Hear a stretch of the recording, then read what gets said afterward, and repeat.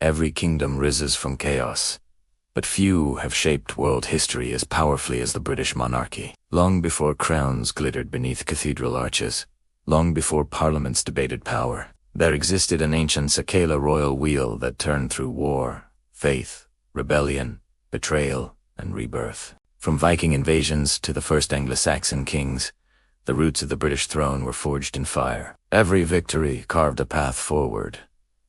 Every defeat reshaped the kingdom. What began as fragile tribal rules slowly transformed into one of the most enduring monarchies on earth.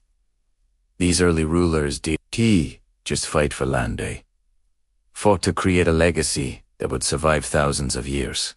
This is where the royal cycle began, with warriors, wanderers, visionaries, and kings who ruled with both sword and spirit. Site. Watch into the end to uncover the monarchy's untold origins. Subscribe for more royal history, and like the video to support this journey into Britain's legendary past. The first royal cycle, from chaos to kingship, the origins of Britain, as royal cycle traced back to an age when order was fragile and power depended on more than bloodline. In the early medieval world, kingship was not secured by crowns or jewels but by strength, alliances, and the loyalty of warriors who pledged their swords to a leader they believed could protect them. Before the concept of England existed, a loose network of tribes, small kingdoms, and warrior chieftains governed the land, shaping the earliest expressions of authority. Their decisions, often made in timber holes lit by fire, laid the foundations of a monarchy that would outlast empires, invaders, and centuries of turmoil. As Anglo-Saxon rule developed, unwritten expectations defined royal behavior long before formal councils or parliaments emerged. A king's legitimacy depended on the approval of nobles, the blessing of religious leaders, and the ability to defend territory against raids. The early royal household followed strict customs. How a king received envoys, how laws were proclaimed, and how warriors were rewarded. These rituals, though simple by later standards, formed the backbone of a structure that gave kings authority beyond the battlefield. From the granting of land to the forging of alliances through marriage, every gesture had political weight. Power was fragile, but it was also adaptable. The rise of influential advisors marked a turning point in the stability of the crown. Chieftains gave way to kings, and kings began to rely on councils of nobles and clerics, who shaped decisions behind closed doors. Their influence quiet, strategic, and often invisible, guided monarchs through foreign threats and internal unrest. These early counselors understood the delicate balance between strength and diplomacy. They navigated disputes among nobles, drafted the earliest law codes, and ensured that royal commands carried both moral and political weight. Through their guidance, the idea of centralized authority slowly took form. Religion became a powerful ally in legitimizing royal rule. As Christianity spread across England, the church declared that kings ruled not by chance but by divine will. Coronation rituals emphasized sacred duty. Prayers, blessings, and anointing with holy oil transformed rulers into God's chosen representatives. This spiritual authority elevated kings above ordinary warriors, creating a sacred aura that reinforced loyalty and discouraged rebellion. The partnership between crown and church would continue to shape English monarchy for centuries, providing stability even when political structures wavered. Yet the early monarchy survived, not because of religion alone, but because it mastered the art of adaptation. Viking invasions tested the strength of every early king. Entire kingdoms fell, borders shifted, and leadership was constantly challenged. But instead of collapsing, the crown evolved. Defense systems improved. Alliances expanded, and rulers learned to negotiate peace when war was unwinnable. Through these trials, the idea of a unified monarchy grew stronger. The challenges forged kings capable of strategic thinking, long-term planning, and balancing military power with diplomacy. By the time the Anglo-Saxon kingdoms began to consolidate, royal authority had become a blend of tradition, council, and controlled power. Kings presided over courts where disputes were settled, laws recorded, and alliances reinforced. Chroniclers documented victories and tragedies, shaping the public image of each ruler. These narratives, part history, part propaganda, helped justify royal decisions and preserve the monarch's reputation for future generations. Perception was becoming as critical as governance. Even in this early era, The crown represented continuity in a world marked by uncertainty. When rulers fell in battle or kingdoms shifted hands, the institution of kingship endured. Each new monarch inherited not only land and warriors but expectations, traditions, and a symbolic role that connected past and future. This continuity formed the first true cycle of British monarchy. The rise, fall, and rebirth of royal power across generations. As England moved toward unification, the royal cycle strengthened. Kings learned to navigate noble rivalries, foreign threats, and religious influence with increasing sophistication. The crown became more than a symbol of leadership. It became the anchor of national identity. Through crisis and rebuilding, through war and diplomacy, this early monarchy laid the groundwork for the powerful dynasties that would follow. Though simple in appearance, the roots of British kingship were complex, strategic, and deeply embedded in the land's culture. These early rulers shaped ideas of authority, justice, loyalty, and leadership that future generations would inherit and redefine. And as the first royal cycle reached its end, a new era fueled by invasion, transformation, and ambition was preparing to reshape the monarchy into a force unmatched in European history. The silent architects,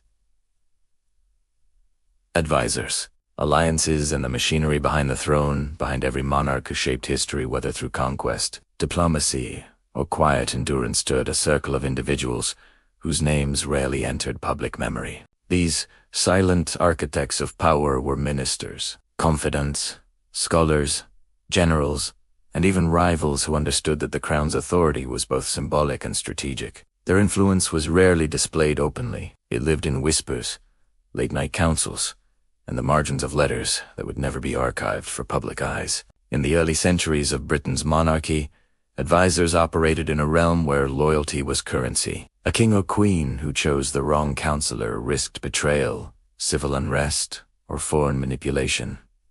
Yet monarchs could never rule alone. Decisions about war, tax, marriage alliances, and succession required men and women with deep knowledge of regions, families, and political currents. These advisors were not merely helpers, they were the essential gears in the machine of royal survival. Some advisors rose through noble bloodlines, expected from birth to serve the royal household. Others emerged from unexpected place.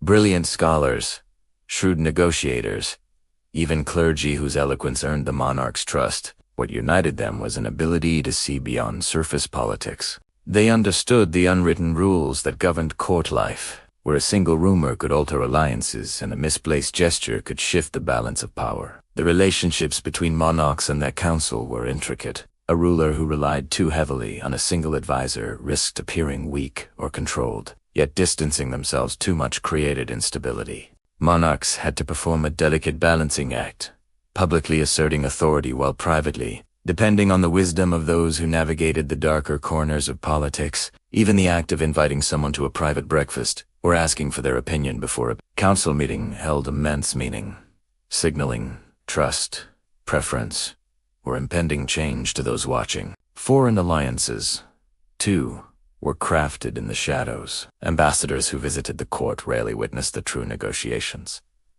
Behind the scenes, advisors worked tirelessly to interpret foreign intentions, analyze coded letters, and anticipate political storms across Europe. They influenced marriages between royal families, treaties that prevented wars, and strategies that expanded influence without shedding blood. These alliances were delicate threads spun across borders, each capable of either strengthening the crown or entangling it in dangerous obligations. Within the palace walls, the court itself operated as a living ecosystem full of ambition, jealousy, and silent competition.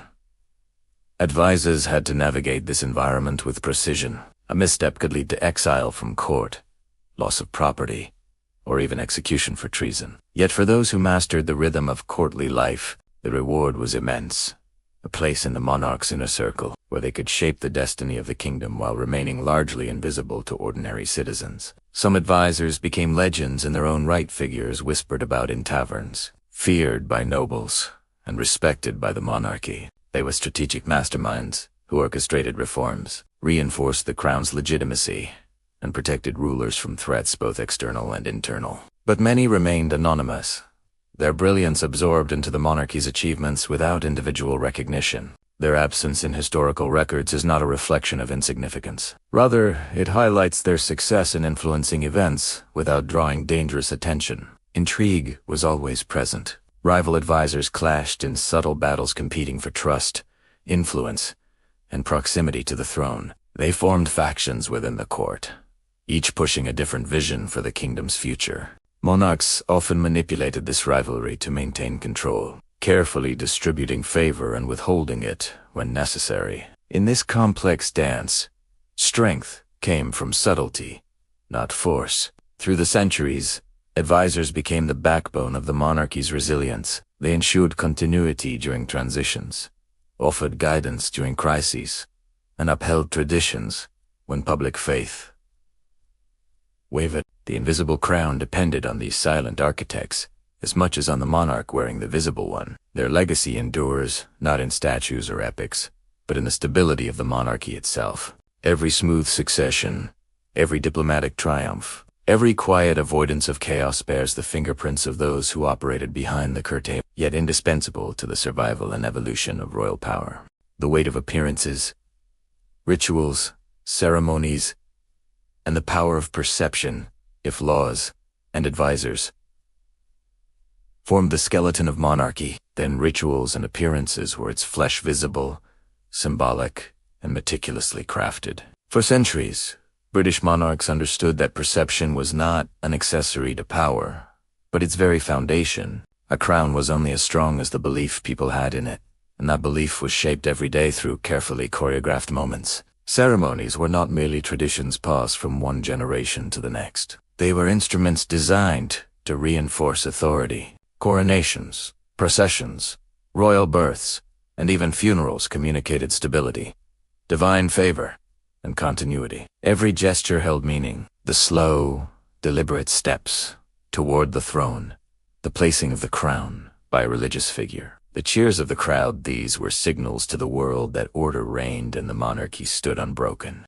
Inside palaces, ritual guided the rhythm of life. Courtiers knew their exact positions during events, their distance from the monarch determined by rank, favor, and political usefulness. The monarchy used these small moments to broadcast hierarchy: who walked beside the king, who entered the room unannounced, who was invited to dine privately. These details whispered messages across the court, shaping alliances and determining futures. Even clothing became a tool of influence. The fabrics, jewels, and intricate embroidery were not for vanity. They were visual declarations of wealth, stability, and divine blessing. A monarch dressed in gold-threaded robes signaled more than luxury. It showed the nation and foreign powers that the kingdom prospered under their rule. Conversely, wearing black during times of mourning or crisis symbolized unity with the people's grief, strengthening emotional connection. Public appearances were equally calculated. A single procession through a crowded market could soften resentment. A smile at a gathering could ease tensions between noble factions. Monarchs knew they were always being observed, even in private. Letters, rumors, and second-hand accounts often traveled farther than official proclamations, shaping public opinion in unpredictable ways. Thus, every action, no matter how small, had to be carefully managed. The role of the church amplified this theatrical power. Blessings, ceremonies, and sacred spaces linked the monarchy to divine authority. The monarch was presented not just as a ruler, but as someone chosen by God to lead. This created a powerful psychological bond between the crown and the people, making rebellion feel like a moral transgression rather than a political act. Religious rituals framed royal power as natural, eternal, and sacred even, when reality was far more complex. In international politics, royal appearances carried even greater weight. Visiting foreign courts, hosting diplomats, and presenting carefully crafted speeches were opportunities to project confidence and influence. Monarchs who moved with grace, demonstrated calmness under pressure, and appeared magnanimous commanded respect far beyond the battlefield. These performances built alliances and deterred enemies without ever raising a sword. Yet beneath the resplendent surface, the weight of maintaining such perception was crushing. Monarchs lived under constant scrutiny, their emotions hidden behind practiced expressions. They were expected to embody the nation's strength during conflict, symbolize unity in times of division, and display hope in moments of despair. Personal struggles were concealed to avoid weakening the crown's image. Behind the curtains of grand ceremonies, real tensions often simmered. Advisors debated strategies, noble factions held secret meetings, and foreign envoys sent coded messages back home. But none of this turmoil reached the public eye. Ceremonies acted as a shield, masking uncertainty with splendor and reinforcing the illusion of stability. This mastery of appearance allowed monarchies to survive where other systems crumbled. While parliaments shifted, revolutions erupted, and empires rose and fell, the crown endured by understanding a timeless truth. People believe what they see. By shaping what people saw, monarchs shaped what people believed. And beneath every crown, heavy with jewels and history, lay the greatest burden of all: the obligation to play the role perfectly, every day, for a lifetime. The media and the mirror, controlling perception through time, throughout history. The British monarchy has understood a truth as old as power itself. Perception is reality. While kings and queens wielded armies and decrees, the ability to shape how they were seen by nobles, the common people, and foreign powers was equally vital. The media, in its evolving forms, became an essential tool in maintaining authority, projecting strength, and preserving the mystique of the crown. In medieval times, court chroniclers and scribes were the earliest media. Their writings documented events, glorified victories, and recorded the lineage and deeds of monarchs. Yet these chroniclers were far more than historians. They were carefully selected narrators, tasked with controlling the story that reached nobles and the wider populace. Every word, every depiction of a ruler's virtue or valor, reinforced the monarchy's legitimacy, while shaping the collective memory of the kingdom. As printing technology emerged, pamphlets, broadsheets, and early newspapers became instruments of influence. Monarchs quickly learned that public opinion, once confined to local towns, could now ripple across regions. Messages of triumph, piety, or justice were disseminated deliberately. Failures, rebellions, or scandals were carefully muted or spun to protect the crown's image. The line between truth and narrative became a tool of governance. Even ceremonial pageantry served as media. Coronations, royal weddings, and public appearances were choreographed broadcasts of power and continuity. Each gesture, the crown's tilt, the wave of a hand, the positioning of courtiers communicated authority, benevolence, and divine favor. Visual symbols were potent. A well-timed smile or solemn bow could inspire loyalty or quell dissent without a single word being spoken. In the modern era, the monarchy's relationship with media intensified. Newspapers, radio, television, and eventually the internet transformed the scale and speed of communication. The crown navigated scrutiny, sensationalism, and criticism while preserving a balance between openness and privacy. Official statements, carefully staged photographs, and controlled interviews allowed monarchs to remain relevant while protecting the sanctity of private life. Yet the monarchy also understood the dangers of media exposure. Misinformation leaks or misinterpretation could spark outrage, diminish influence, or even destabilize the institution. For centuries, the crown relied on trusted channels, advisors, and loyal courtiers to manage narratives, crafting an image that projected stability, strength, and moral authority. The marriage of tradition and media manipulation ensured that the monarchy remained central to British identity. By shaping stories, managing perceptions, and cultivating symbols of power, the crown transcended the immediate reach of laws or armies. It became an enduring emblem of authority, a mirror reflecting not only history but the aspirations, fears, and loyalty of the people. Through wars, political upheavals, and social transformation, the monarchy's mastery of perception proved essential. In an era where every gesture could be scrutinized and every word recorded, controlling the narrative allowed the crown to survive challenges that might have toppled less media-savvy institutions. The British monarchy's enduring strength was, in large part, the result of this careful management of image, perception, and public sentiment, a lesson in influence that spans centuries. Whispers in the halls, advisors, counsel, and the silent architects of power beneath the glittering ceremonies and public spectacles. Another force quietly shaped the British monarchy: the advisors. These men and women, noble, learned, loyal, or sometimes cunning, were the invisible architects of royal power. They translated ambition into policy, perception into influence, and tradition into actionable strategy. Without their counsel, even the strongest monarch risked being overwhelmed by the complexities of governance, diplomacy, and court intrigue. Advisors were not mere servants. They were strategic partners. They understood the hidden rules that governed succession, alliances, and public opinion. Their knowledge of history, law, and politics allowed them to foresee crises before they erupted. Often, their guidance dictated decisions far beyond the monarch's immediate awareness: which ministers to appoint, which nobles to favor, which marriages to arrange, and even which battles to fight or avoid. The selection of advisors was itself a delicate political act. Choosing the wrong person could ignite jealousy among factions, spark rebellions, or erode the monarch's authority. Trust was paramount, for advisors had access to secrets that could topple kings and queens. They walked a fine line between service and ambition, their loyalty constantly tested by personal gain, external influence, and courtly rivalries. In foreign affairs, advisors acted as conduits of intelligence and diplomacy. They interpreted treaties, negotiated behind closed doors, and guided monarchs in their responses to ambassadors.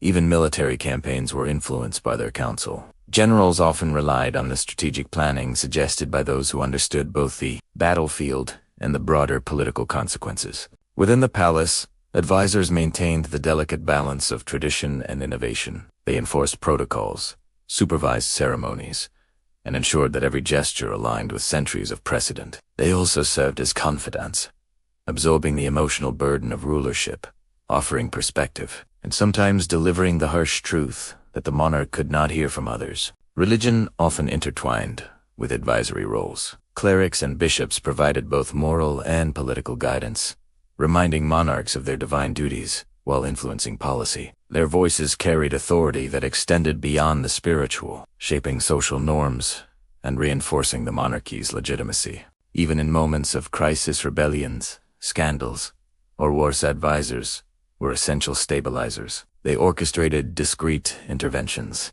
managed public perception, and sometimes negotiated directly with rivals to prevent the collapse of the crown. Their influence was most potent when invisible. The public rarely knew that power had been wielded quietly behind closed doors, but the consequences were felt in every corner of the kingdom. The interplay between monarch and advisor was a delicate dance. Monarchs wielded ultimate authority, yet relied on advisors' expertise and discretion. The most enduring rulers were those who could recognize the value of counsel without surrendering their sovereignty, balancing guidance with instinct, strategy with intuition. Through centuries, the silent work of advisors ensured continuity, preserved stability, and protected the monarchy from the unpredictable tides of politics. The British crown survived revolutions, civil wars, and international conflicts not only through military might or public spectacle but through this unseen network of wisdom, loyalty, and kuninga.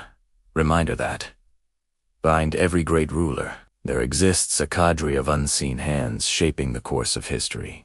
The advisors whisper, "Power behind the throne may have been visible to all, but the true power of the monarchy often resided in the shadows." Royal advisors, noble, confidants, ministers, and trusted counselors formed the invisible scaffolding that sustained kings and queens across centuries. Their influence was subtle yet profound, shaping policy, diplomacy, and even personal choices without ever claiming the spotlight. From the earliest days of the Anglo-Saxon kings, monarchs recognized that raw authority was insufficient. The loyalty of nobles, the efficiency of administrators, and the guidance of wise counselors were critical to survival. Advisors interpreted laws, mediated disputes, and managed the delicate balance of courtly intrigue. A single misstep could ignite rebellion, yet a well-placed word in the right ear could avert disaster and strengthen the monarchy's grip. In the medieval period, advisors often came from the most powerful families, intertwining personal ambition with national governance.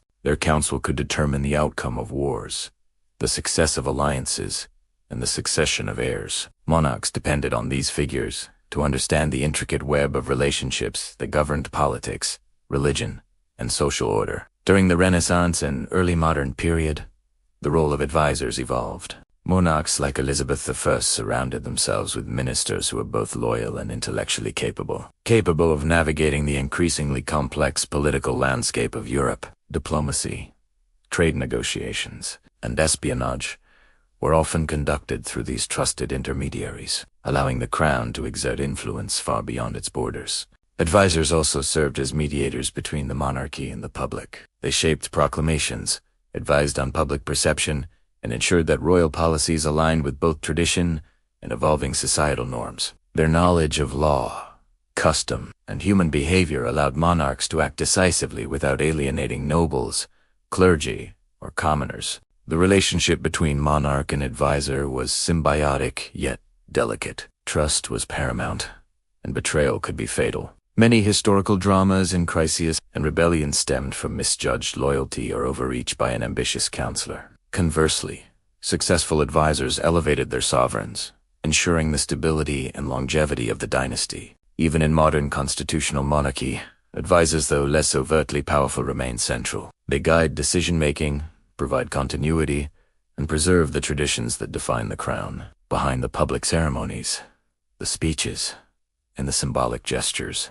these unseen figures continue to shape policy and protect the monarchy's enduring legacy. By mastering the art of counsel, British monarchs sustained their authority through turbulent centuries. The throne was not merely a seat of power, it was a nexus of networks, secrets, and strategic whispers. The advisor's influence, often invisible to the public eye, reinforced the crown's position, ensuring that even in moments of crises, the monarchy could adapt, endure, and remain relevant. Religion and the divine right, sacred authority throughout British history.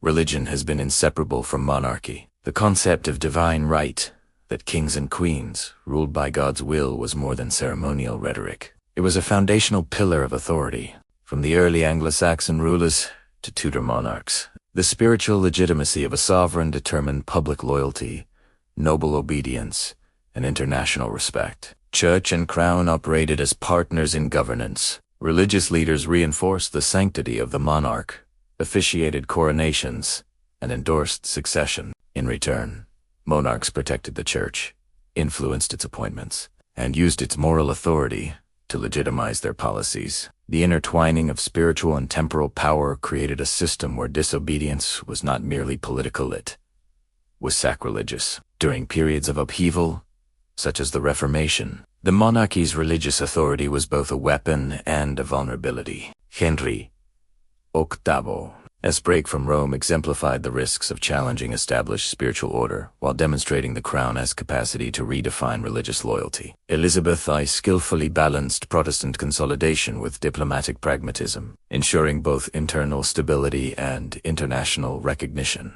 Monarchs also relied on religious symbolism to reinforce their invisible influence. Coronations, oaths, and sacred rituals projected continuity and divine favor. Even the architecture of cathedrals, the ceremonial garb, and the liturgy reinforced the perception that the crown's power transcended mortal constraints.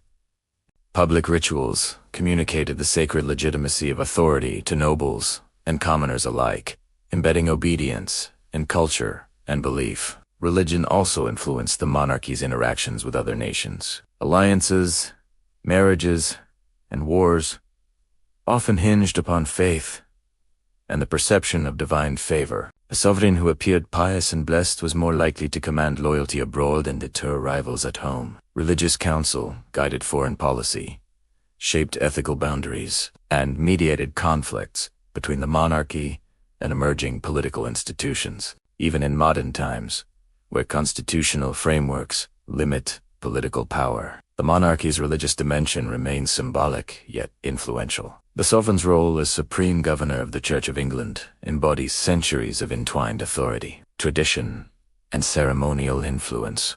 While the methods have evolved, the principle persists. Spiritual endorsement strengthens the crown's moral and cultural legitimacy. Through centuries of warfare, dynastic struggles, and societal change, The union of crown and divine authority ensured stability, commanded respect and legitimized rule. By understanding and cultivating this sacred dimension, British monarchs maintained not only obedience, but also reverence, a subtle but enduring form of power that reinforced the invisible rules guiding their reign. Conclusion: the enduring legacy of the invisible crown, through centuries of war, diplomacy, scandal, and reform. The British monarchy has demonstrated a remarkable capacity for survival and adaptation. The invisible crown, woven from unwritten laws, subtle alliances, strategic counsel, and the careful management of perception, has allowed kings and queens to wield influence far beyond what appears on the surface. Each monarch inherited not only a title but an intricate system of rules and expectations that demanded intelligence, foresight, and discretion. From the hidden councils of medieval courts to the scrutiny of modern media, the monarchy has evolved while maintaining continuity. Its endurance lies not merely in tradition, wealth, or ceremonial pomp, but in the mastery of human behavior, political nuance, and public perception. The lessons of history remind us that power is rarely absolute. It is exercised through networks, rituals, and the delicate balance between visibility and secrecy. Today, the crown stands as a symbol of resilience, continuity, and adaptability. The legacy of these rulers, those who navigated hidden rules, political storms, and societal transformations, shapes the modern monarchy's role in Britain and the world. Their story is a testament to the subtle genius of leadership, that true power often lies not in what is seen, but in what is wisely, invisibly, and deliberately orchestrated behind the scenes.